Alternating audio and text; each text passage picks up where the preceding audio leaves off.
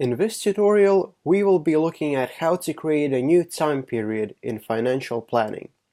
First, click on the current period dates on the upper left side of the program.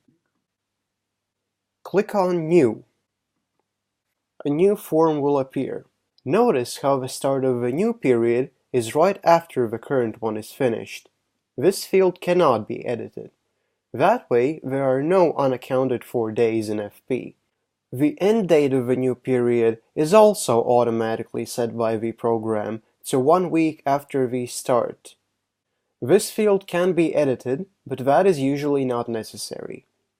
Changing the end date of a time period would make sense, for example, when the time period would end on a holiday. If you want to get the summaries for it the day before the holidays, set the end date to the last date before the holidays. Or, if you wish to start the next time period on the day right after the holidays, set the end date of the previous period on the last day of the holidays.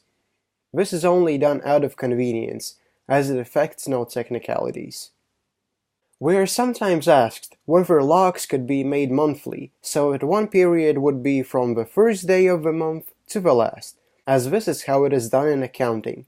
In theory, you could keep changing the time period end dates to match month's ending, but we do not recommend doing this, and by default the program offers week-long periods. Why so? It is important to understand that financial planning is not the same as accounting.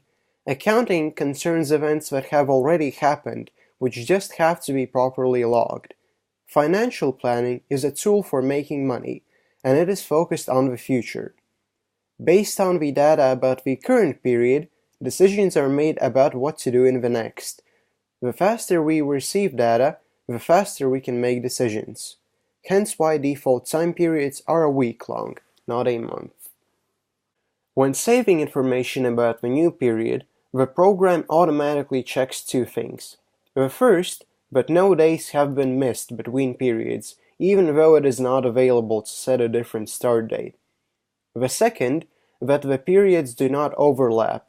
One day can only be a part of one period of financial planning. For now, let's not change the end date and click Save. The new period is created and automatically switched to. One last tip about creating periods. Only create one at a time, just for the next week, so that you can be sure that you and your employees can stick to it. Don't create several periods in advance, as having many unfinished periods creates a mess when employees submit purchase orders.